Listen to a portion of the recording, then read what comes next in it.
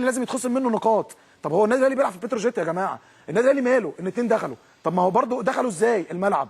فيعني توضيح من حضرتك كابتن سيد يعني.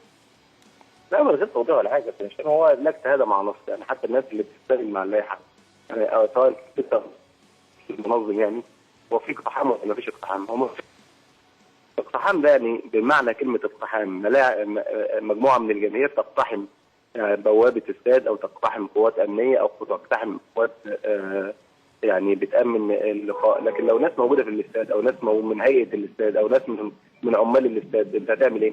وبعدين لو انت اتكلمت او سلمت في حاجه زي كده، يعني هي اساسا الموضوع ليس له قيمه اساسا. بالظبط صحيح. الاول والاخر بقى ده كل 5 6 بيتنافسوا على مركز ولا حاجه، يعني ممكن تبعت حضرتك بقى كل مباراه 2 3 ياخدوا شهر حبس ويولعوا شبروك اتنين. فالموضوع يعني اعتقد ان هو مش موضوع صحيح، مش اي اهميه فعلا.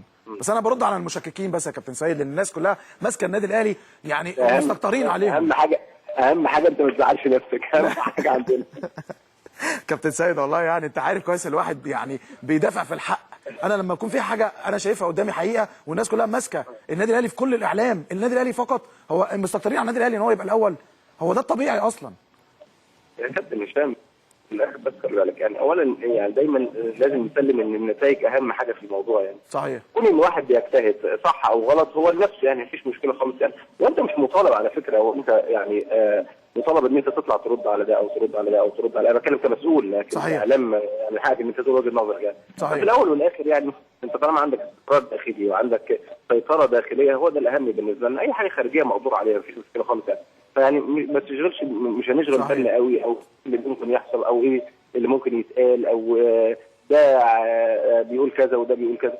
فيعني في الاول والاخر هي وجهات نظر وراي واسلوب، ومحدش يعني هيمنعك ابدا يعني. فخلينا نشتغل داخليا، نشتغل كويس قوي، تبقى قافل على فرقتك بشكل كويس قوي، تبقى الفرقه عارفه هدف واحد وبتحاول تشتغل عليه، ده الاهم في النهايه. هيبقى في نتائج وفي مردود، يعني لو ايجابي هيبقى الناس كلها اللي كانت بتنتقدك هتبقى معاك، ولو سلبي اللي كان معاك مش هيبقى معاك يعني. تمام. كابتن سيد خلينا ندخل في الاهم. طبعا طمني على فريق الكوره النهارده.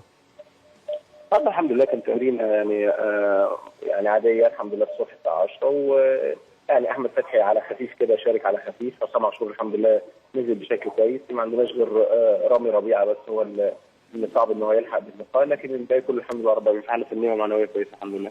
الحمد لله. كابتن سيد خلاص رسميا الامن بيرفض، وانا كان معايا سياده اللواء علي درويش رئيس هيئه الاستاد القاهره، هو بيقول لي ان ممكن الامور بعد انتخابات البرلمان خالص ان شاء الله ممكن الاهلي يعود الى استاد القاهره.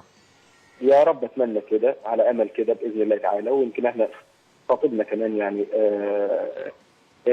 نادي الانتاج الحربي بنبارك له على الملعب، واتمنى يا رب ان هو يكون فتحه خير على كل الرياضه المصريه يعني. لكن في النهايه ملعبنا الاساسي طبعا هو استاد القاهره. يا رب ان شاء الله الرحمن في اقرب فرصه نرجع له ان شاء الله. كابتن سيد حضرتك رحت بنفسك شفت لسه الملعب بالانتاج الحربي والنجيله؟ ولا هنروح يوم السبت ان شاء الله؟ هي النجيله كلها اتغيرت ان شاء الله، بقت طبيعيه وحاجه ان شاء الله على اعلى مستوى بيقولوا يعني. باذن الله. طيب حضرتك اخترت ليه ملعب الانتاج الحربي؟ على اساس ان هو وسعه في البدايه وملعبه اتغير ولا؟ انا ما اخترتش الانتاج الحربي يعني. في فرق الناس بتختار حاجه معينه، لو بتختار يا كابتن هشام بتختار انسب حاجه وافضل حاجه يعني. كابتن هشام خلي بالك انا يعني الحته دي هتقطع شحن، استاذنك دقيقه ولا حاجه ولا طيب ماشي كابتن سيد اتفضل. طبعا اتفضل كابتن سيد عبد الحفيظ اكيد مدير الكره بالنادي الاهلي يعني هيكون معانا تاني. لكن